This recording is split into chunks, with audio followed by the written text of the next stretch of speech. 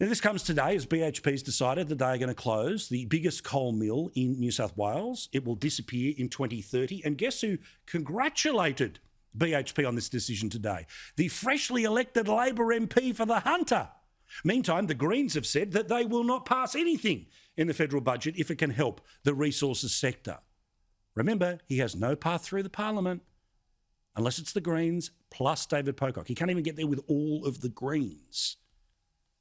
And just a reminder, by the way, to those of you who hate the resources sector, how on God's earth are you going to replace the revenue?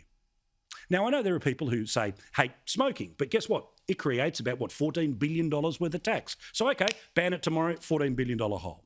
You want to ban petrol cars? That's $11 billion gone from the federal budget. You want to shut down all the mining? Well, there you go, $24 billion gone from the federal budget. $15 billion gone from the state budget. Honestly, that's the consequences. So next time you hear somebody say that we desperately have to do this bloke talks about an economic reform. The economic reform will rob the budget of tens of billions of dollars, not create them. It will rob jobs. It will not create 600,000 new jobs. It'll increase your power prices, not cut them by 275. But somehow if you make this point, somehow you're a climate denier. Bullshit. The cost of transition and the problems of transition have only been my front and centre concern. The reality that Australia produces 1% and a bit of the world's problems and China can keep going under Paris. Remember this.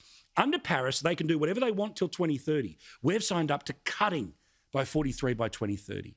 The US say they want to cut by 50 by 2030, but unlike Joe Biden,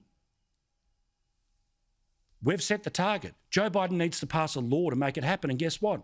He can't get it passed. So we are now literally going to try to outpace the United States while China can piddle on us from a great height. It is beyond frustrating.